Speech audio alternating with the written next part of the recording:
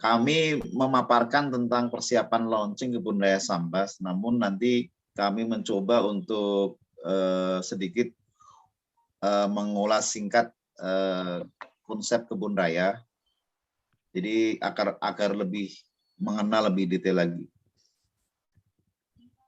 Yang pertama tentang definisi tadi sudah disebutkan oleh Ibu dari Bapeda bahwa pengertian tentang kebun raya itu sudah termuat di dalam Perpres 93 tahun 2011 tentang kebun raya. Nah, di situ ada kata-kata kunci sebenarnya yang lebih spesifik membedakan dengan taman kota, kemudian dengan hutan kota, dengan taman nasional, dengan cagar alam seperti yang disebutkan oleh Ibu Kamisah tadi. Bahwa kebun raya itu adalah sebuah konservasi ex situ. Artinya kita menghadirkan koleksi itu dari luar kawasan, dari luar kebun raya. Yang kemudian tumbuhan itu tidak sekedar ditanam saja, namun harus terdokumentasi dengan jelas. Sehingga nanti menjadi referensi atau rujukan ilmiah yang sangat terpercaya bagi para peneliti, baik dari dalam negeri maupun luar negeri. Nah, berikutnya Bapak Ibu, koleksi itu ditata. Tidak hanya sekedar menanam saja, namun harus ditata dengan pola-pola tertentu. Bisa karena kesamaan keluargaannya, ya, bisa karena bioregiennya sama, atau mungkin karena kesamaan fungsinya yang nanti menjadi taman tematik tertentu. Nah, kemudian yang terakhir adalah tujuannya, bahwa kebun raya itu tidak hanya sekedar hijau saja, namun juga ada unsur pendidikan, unsur penelitian, dan wisata dan jasa lingkungan. Nah, barangkali akan sama dengan hutan kota kalau itu tidak ada semacam dokumentasi koleksi. Nanti akan sama dengan taman kota kalau itu tidak ada fungsi penelitian di situ. Sehingga ini menjadi sebuah pembeda kebun raya dengan lokasi yang lain atau dengan taman-taman yang lainnya. Nah, berikutnya Bapak Ibu, dasar hukum kebun raya. Selain Perpres sebenarnya sudah banyak sekali peraturan perundangan terkait dengan kebun raya, baik itu di level internasional maupun di dalam negeri.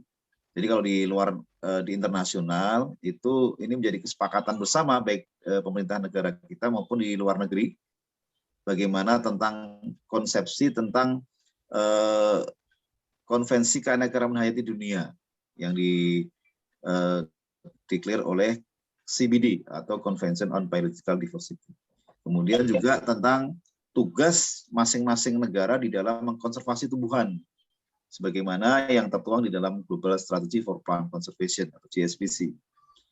Nah, di dalam negeri Bapak Ibu, ada Undang-Undang Nomor 5 Tahun 90 tentang konservasi sumber daya hayati dan ekosistemnya, di mana diamanatkan bahwa tanggung jawab mengelola keanekaragaman hayati itu tidak saja kepada pemerintah, baik pusat maupun daerah, namun juga kepada swasta dan perorangan.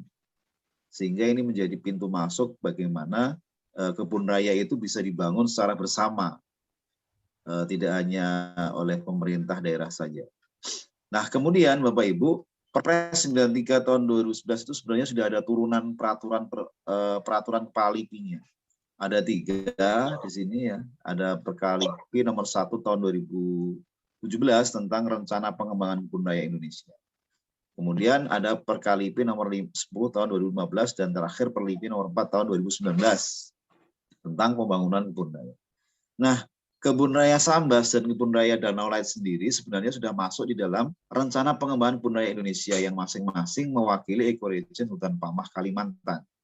Namun mungkin bisa kita lihat bersama pada perkembangannya Danau Laut mungkin sedikit terkendala ya dengan progresnya. Kemudian juga Sambas di tahun ini baru ada rencana launching. Sebenarnya kalau kita runut di di riwayat sebelumnya memang sudah banyak kebun raya seumuran dengan Sambas ini yang sudah launching. Namun tidak mengapa, kami sangat berterima kasih atas komitmen dari pemerintah Kabupaten Sambas dan pemerintah Provinsi Kalimantan Barat yang kembali dengan semangat untuk merencanakan launching. Nah, Bapak Ibu, berikutnya kami merasa perlu menyampaikan kenapa LIPI memerlukan kerjasama ini.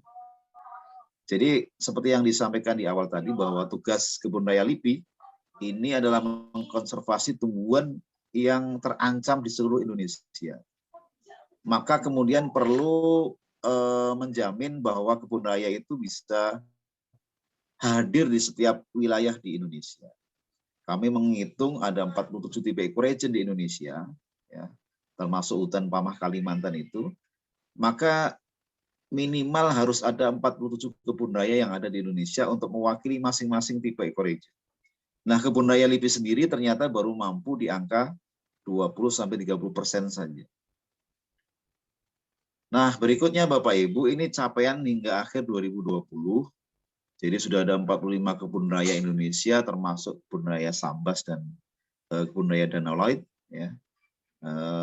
Kita bisa lihat di dalam peta, kemudian kita juga bisa lihat di dalam roadmap bahwa masing-masing sudah diagendakan atau diproyeksikan untuk bisa melakukan launching di tahun yang sudah kita tentukan sebenarnya. Walaupun pada pelaksanaannya tentu sangat tergantung dengan situasi dan kondisi. Ada yang dia lebih cepat launching, ada yang dia lambat untuk melakukan launching. Nah, rata-rata Bapak Ibu, launching itu bisa dilakukan setelah 8 atau 7 atau 8 tahun. Nah, di 2020 ini Bapak Ibu sekalian, sudah di launching 14 kebun raya daerah, dan kemarin baru saja launching kebun raya Gianyar yang ke-15 ya. Berarti nanti ketika Sambas akan menyusul, berarti menjadi kebun raya yang ke-16 untuk launching di kebun raya Indonesia. Nah, berikutnya Bapak Ibu, di 2021 ini ada yang akan bergabung kembali.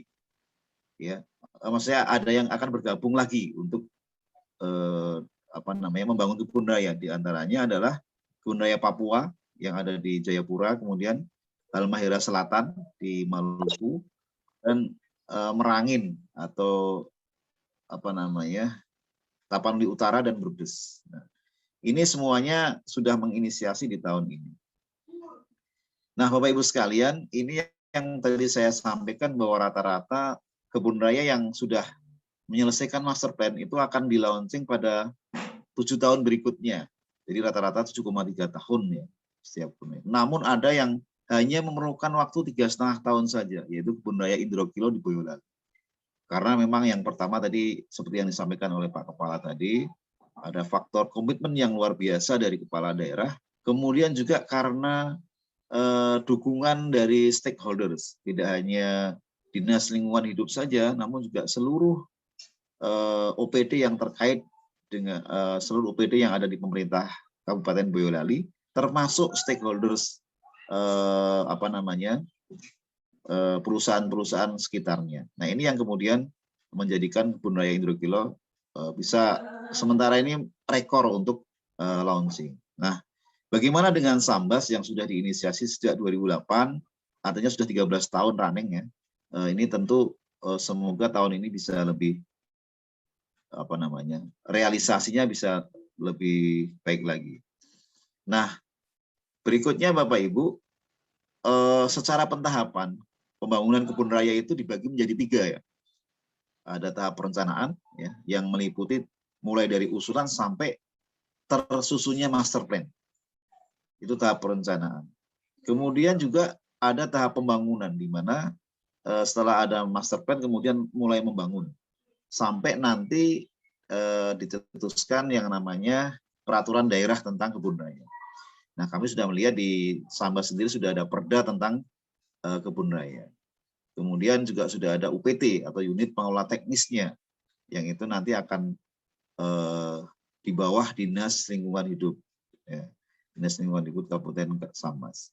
Nah, berikutnya ada tahap pengelolaan Bapak Ibu.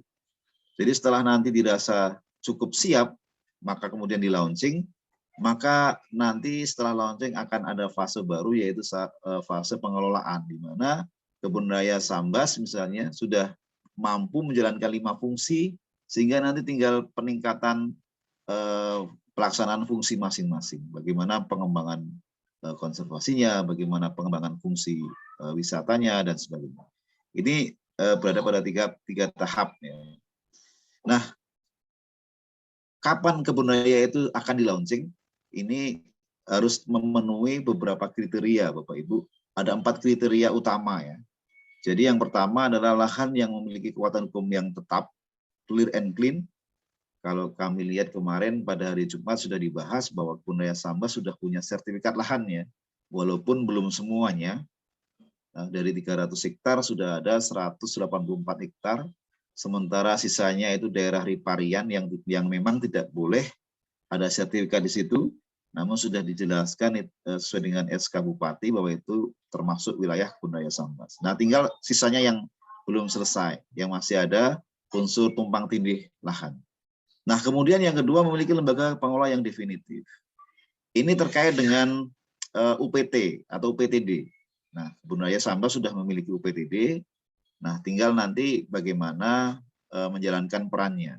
Termasuk nanti ada serah terima aset dari misalnya PUPR yang membantu, maka sudah harus ada pengelola yang definitif. Kemudian yang ketiga sudah menjalankan 5 fungsi kebun raya sesuai dengan Perpres. Kemudian yang keempat memiliki infrastruktur pendukung yang memadai. Nah, ini yang mungkin masih belum masih harus ditinjau ulang lagi untuk kesiapan dari pemerintah Kabupaten Sambas mengenai terutama jalan aksesnya.